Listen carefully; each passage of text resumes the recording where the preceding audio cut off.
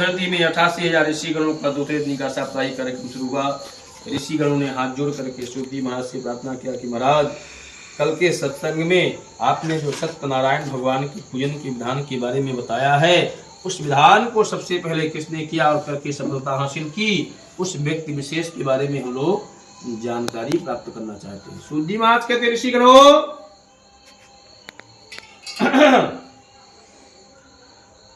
काशीपुरी नामक नगरी के समीप एक छोटे से गांव में एक अत्यंत गरीब ब्राह्मण निवास करता था।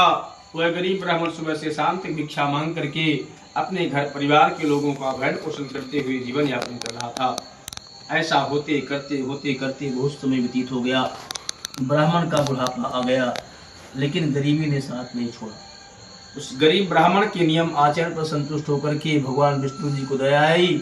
भगवान ने दंडक मंडल हाथ में लिया, बूढ़े ब्राह्मण का रूप धारण किया और जाते जाते गरीब ब्राह्मण के पास पहुंचे, आवाज लगाए, अहो ब्राह्मण देवता, इतने दिनों से आप इतनी गरीब परिस्थिति में जीवन यापन कर रहे हो, ये गरीब परिस्थिति होने का कारण क्या है? गरीब ब्राह्मण घर से बाहर निकला, वृद्ध ब्राह्मण को प्रणाम किया, बोला, महाराज हम गरीब क्यों हैं हमें खुद पता नहीं है।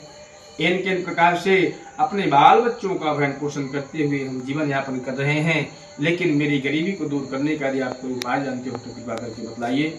वृद्ध व्यक्ति के रूप में गए हुए भगवान विष्णु गरीब ब्राह्मण से कहते हैं कि ब्राह्मण देवता, एक सत्यनारायण नाम के भगवान हैं, यदि उनका पूजन अपने घर में आप विधि विधान से करोगे तो गरीबी अवश्य दूर हो जाएगी। इसके बाद पूजन का विधान बताए, कुछ दूर गए, अंतर ध्यान हो गए।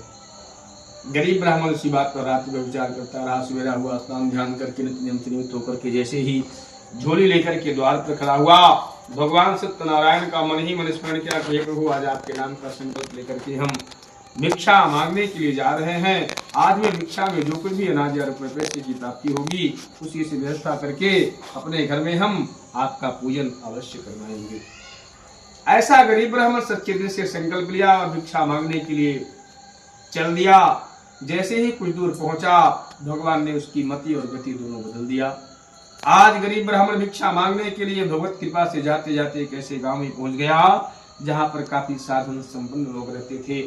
भिक्षाटन किया।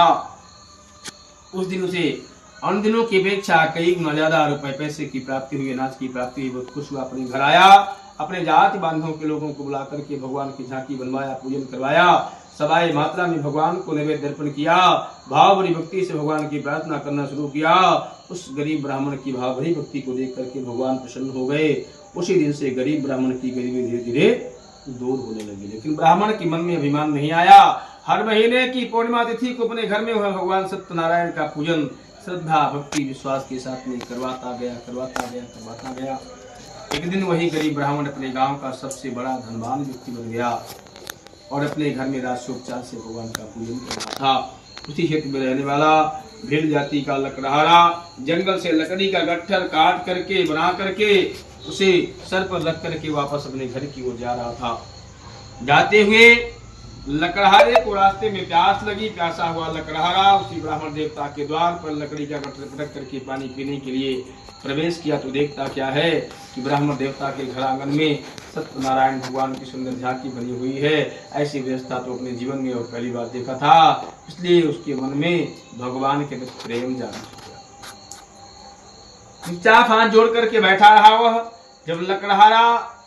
जब ब्राह्मण देवता भगवान सत्यनारायण का पूजन कर लिए, सवाई मात्रा में जो भगवान को नैवेद्य अर्पण किए थे प्रसाद के रूप में, बांटते लकड़हारे के पास पहुंचे। लकड़हारा कहता है, महाराज अभी आप यह क्या कर रहे थे?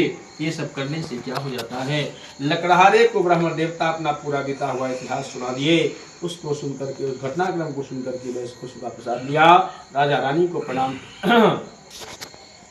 वह ब्राह्मण को नमस्कार किया, भगवान को प्रणाम किया, द्वार पर गया, लकड़ी का गट्ठर सर पर रखते बराबर लकड़हारा भी संकल्प ले लिया कि हे भगवान सत्यनारायण जी, हम भी तो बहुत गरीब व्यक्ति हैं, आज हम संकल्प ले रहे हैं कि आज हमारे सर पर जो ये लकड़ी का गट्ठर रखा हुआ है, इसे बेचते में जो कुछ भी पैसे की आमदनी होगी उसी से व्यवस्था करके आपका पूजन अपने घर में हम अवश्य करवाएंगे।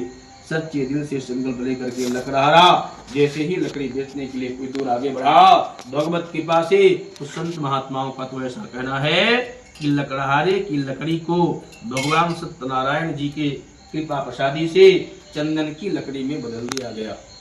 और जैसे ही वह नगर में प्रवेश किया, अन्य दिनों की अपेक्षा उसकी लकड़ी कई गुना ज्यादा दामों में बिकी। प्रसन्न मन से घर आया, अपने जाति बंधुओं के लोगों को बुलाया, भगवान की झांकी बनवाया, पूजन करवाया, सवाए मात्रा में भगवान को नैवेद्य अर्पण किया, भाव भरी भक्ति से भगवान की प्रार्थना करना शुरू किया।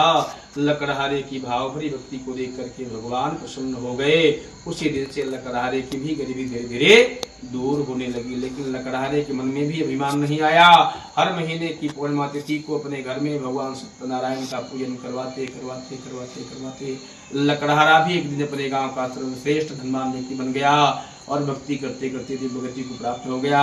जय जय श्री स्कंद रेवा खंड सत्यनारायण कथा द्वितीय अध्याय। भगवान श्री कृष्ण बोले सत्यनारायण भगवान की जय।